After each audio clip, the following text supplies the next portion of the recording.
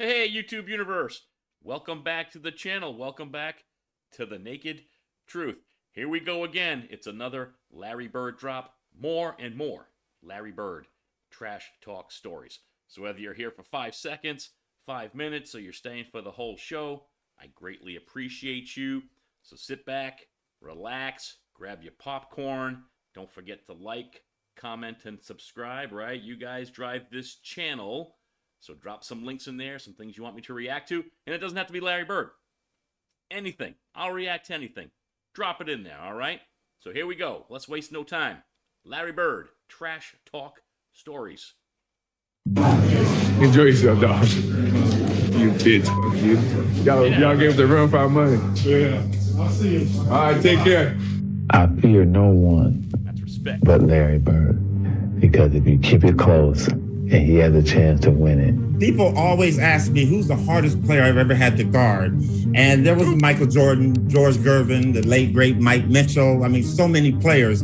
I always say Larry Bird. And I say this for the reason because with Larry, okay, say if you're guarding Michael, when Michael passed the basketball, he kind of hung on his shorts and he sit off to the side. With Larry, when he passed the basketball is when he became more dangerous. He didn't impress me no more than any white guy I've ever seen play before. I think that you would say that most black players at the time were racist in the sense that we did not think that you could find a white guy who could play better than any black guy. I'm thinking, oh, he's slow, he can't get off a shot. He's not that strong. This is gonna be a layup. Bam, knocks down a jump shot. Okay, maybe that was luck. Gets the ball again. Bam, knocks down another jump shot. Now I'm thinking like, okay, hey, you know what? I'm finna D this guy up. I'm gonna show him what it's like. 20 feet away, bam. 25 feet away, bam.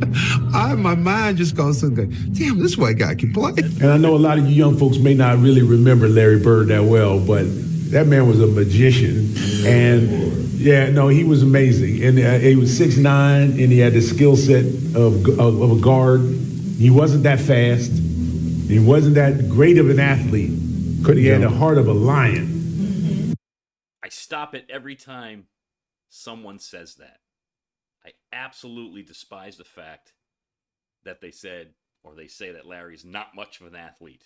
Again, it all depends on what you consider athletic. Is hand-eye coordination athletic? Is mastery of the game athletic? Or do all we care about is how fast you can run and jump out of the gym? We're not doing 40-yard dashes here, everybody. Larry doesn't have to out-sprint you down the floor. The ball moves faster than the body, so he can get up there with a few dribbles. He's 6'9".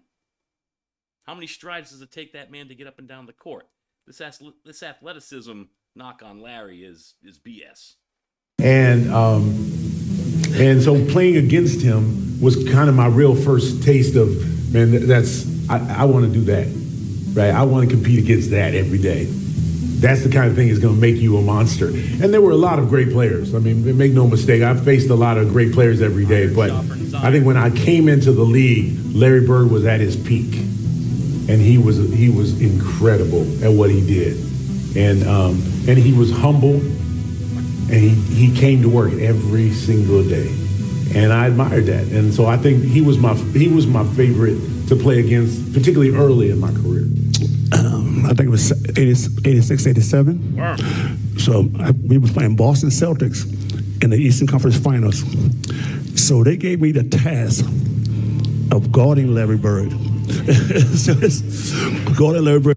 Not sure why Dennis laughs about it, because as I'm sure a lot of you out there know, Dennis has put that big foot in his mouth a few times, basically saying that if Larry was an African-American ball player, he'd just be an average dude. And that caused quite a dust-up back in the day. So I find it funny that he's sitting here kind of giving Larry some flowers. So maybe he's learned a little something over time. I'm like this 25-year-old rookie in the league. They said, Dennis, you have to guard him.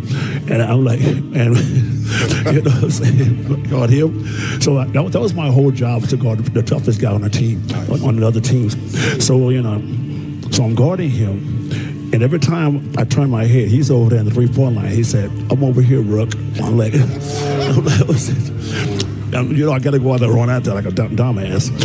Let's go out there try to contest him. He'll hit the three. I'm like, okay, da-da-da-da. Game 5 in the old Boston Garden. Man himself. Larry goes down with an injury late in the second quarter. Larry goes down, goes to locker room. Start to third, no Larry. Couple minutes go by, no Larry. We're looking at one another like, we're going to beat the Celtics in the Garden. No one ever beat the Celtics in the Garden. 6:46, I remember it to this day, of the third quarter. It felt like a train in the middle of old Boston. That's how loud it was. The crowd was so loud, and I remember looking at Chuck, and we said to ourselves, "You're in trouble." Oh, that's what we said. In those 6 minutes, Celtics go on a 33-14 run, and they beat us in Game 5. Look, I know you're supposed to be competitors, but I'm going against the guy who I patterned my game after, and you put on an unbelievable performance. I remember sitting on the bench watching Kevin McHale and Larry Bird. And Larry Bird did something, to me, I'm still marveled at this. And he got so many people. It was a timeout. And one of our teammates, Bart Kofold, had a camera. Right. He's taking pictures. So Larry Bird came over there and looked at our bench. Like and he said, 3-pointer from right over here. So I'm sitting over there looking like, that Babe Ruth calling your shot already, right? Yeah. So Isaiah, I'm sitting there looking. He looked down at the floor. Hell, everybody looked down at the floor. He like he threw something. Then he hit a 3. Oh, can you believe that? And I remember Kevin kind of looking over at the bench like this gonna be a long night. And Larry Bird was shooting anywhere. If you think about how many times he won a championship and what he was doing and what he was averaging, people don't understand. They was like, oh, he was slow. He wasn't nothing. Nah, he was just smart. You know what I'm saying? He was smart and he can get it. He can get it done. He wasn't MVP all them times and all the All-Stars all them times for nothing. I'm going to take you over to this corner. I'm going to dribble 2 times. I'm going to hit your ass in the face. And it bet not touch the rim. Wow. And then he said, if it do, I'm going to come right back and do it again until it touches. That's how Larry Bird used to get at. Wow. That's crazy. Yeah, Larry Bird was the coldest talker ever, man. And he bagged it up because he was so cold. That's you know crazy. What I'm saying? So people ask people about him. Motherfuckers used to tell you, boy, you can't do with me. I'm too good for this. Wow. I'm gonna give you a Christmas present. This jumper in your face. He used to always say this. The one I really hated to guard was Larry Bird. He was not a nice guy. Matter of fact, there was one game in Cleveland where he was having a pretty rough first half, and in the old days in Cleveland, you walked off the court the same way at halftime, and I kind of puffed up on him and walked beside him and was like, yeah, you're 1 for 10. I was like, that's defense, and Why? Why would you do that? Let the sleeping giant lay. Why would you puff up on the man at halftime and just say basically, oh yeah, bro, I locked you down. It's D. He just kind of looked at me and said, there's 2 halves.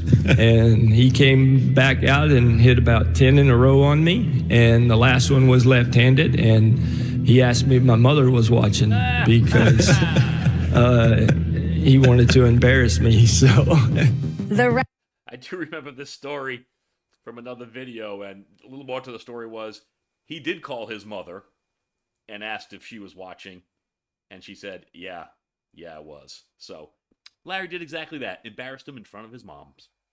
Resume is long, but he's really known for 2 things mostly, shooting and talking trash on the court. Yeah. Which one bothered you the most? Shooting. His shooting.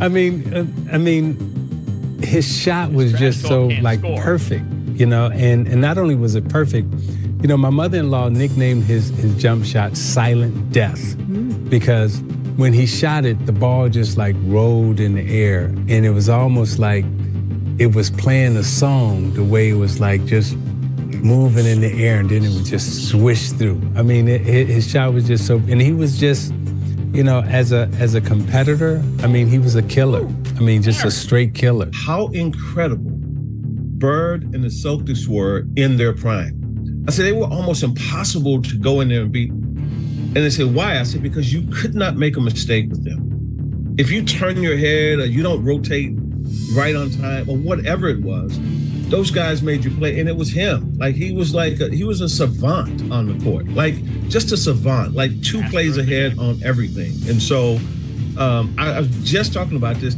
maybe 3 or 4 days ago, how hard it was to go into Boston and beat a team when Bird is in his prime. There's nobody that I ever played against that I love and respected more than Larry Bird. The man, listen, you couldn't give him an inch or he would just shoot it right in your face.